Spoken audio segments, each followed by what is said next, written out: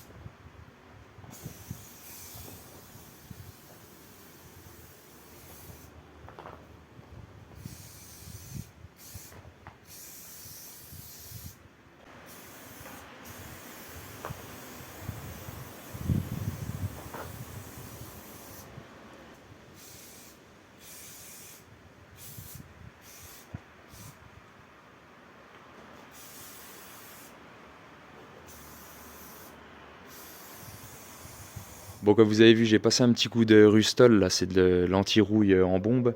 Donc j'ai passé ça, j'ai passé un petit coup de chiffon pour enlever l'excédent. J'ai fait ça hier en fin d'après-midi, mais là tu vois on est le matin et c'est pas tout à fait sec. Quand je touche ça colle un petit peu. Donc là je vais éviter de le manipuler. Eux ils disent sur la bombe qu'il faut attendre 24 heures avant de passer la peinture. Donc c'est pour ça, ce matin je vais le laisser comme ça. Et en attendant on va retourner là-haut et on va aller faire un petit chouïa de maçonnerie. Donc vous vous rappelez, ici on avait les deux renfoncements parce qu'en fait on avait mur de 15 qui était enduit sur les deux faces. Donc ça faisait un mur de 18 à peu près. Et moi j'avais calé mes agglos de 15 que j'ai remonté par-dessus côté rue. Et c'est pour ça qu'on se retrouve ici avec un débord. Donc là ce que je vais faire, comme j'ai un peu de temps et puis que ça prend pas trop de temps, et ben je vais regarnir cette partie là et la partie là-bas de l'autre côté pour arriver à aligner avec ça avant de venir faire mon monocouche, parce que si je fais tout en monocouche là je vais en bouffer je sais pas combien de sacs, puis comme ça coûte une couille le truc, on va faire un enduit fait maison. Je vais te montrer tout de suite ce que je vais mettre dedans. Donc on va prendre du sable fin, donc pas la peine de prendre du sable à enduire, hein. Tu prends du sable à maçonner 0,4, ça suffit parce que de toute façon ça sera recouvert par un monocouche après, donc même s'il y a du grain, c'est pas grave, ça se verra pas. Donc au niveau du dosage, on va faire du 2 pour 1. Donc pour ceux qui ont vu ma vidéo sur le Gopti, j'expliquais que pour le Gopti on avait fait du 1 pour 1, mais le Gopti c'est une couche d'accroche, il faut que ça soit bien gras, donc c'est normal que ça soit plus dosé. Et puis en maçonnerie c'est toujours comme ça en fait, tu pars avec une couche bien grasse et plus tu vas dans les couches, et ben moins ton mélange il est dosé. Si tu veux, pour te rappeler plus facilement, c'est le contraire de la peinture. En fait la peinture, tu commences avec une peinture pas trop chargée. Donc tu vois, la peinture d'impression elle est pas trop grasse, et tu finis avec une peinture bien dosée. Et ben la maçonnerie c'est le contraire, tu commences avec la première couche bien dosée et après c'est de moins en moins dosé. Tu vois, par exemple là on a fait du 1 pour 1 pour le Gopti. La couche d'après on fait du 2 pour 1 et bon, la troisième couche ça sera du monocouche. C'est pas moi qui le fabrique, mais si c'était moi qui l'avais fait, ben, j'aurais fait du 3 pour 1 pour la couche de finition. Donc voilà, pour les produits utilisés, là pour le mélange, ce que je fais c'est que je mets du ciment et de la chaux blanche naturelle. Donc le ciment, j'en mets une petite proportion dans le seau, je mets à peu près un quart du seau, et le reste je remplis avec de la chaux. Alors pourquoi j'utilise pas du ciment à 100%, c'est parce que déjà c'est mieux à travailler la chaux. Le ciment ça va trop durcir et j'ai peur que ça crée des fissures. Donc je préfère travailler la chaux, donc c'est pour ça que je mets un gros pourcentage de chaux et je mets un petit peu de ciment dans le mélange. Donc on va mélanger ça, on va se faire un mélange qui aura une consistance assez plastique et qui va bien se tenir sur le mur sur une épaisseur tu vois, de 3 cm, donc pas trop liquide et pas trop sec non plus. Je démarre la bétonnière et c'est parti.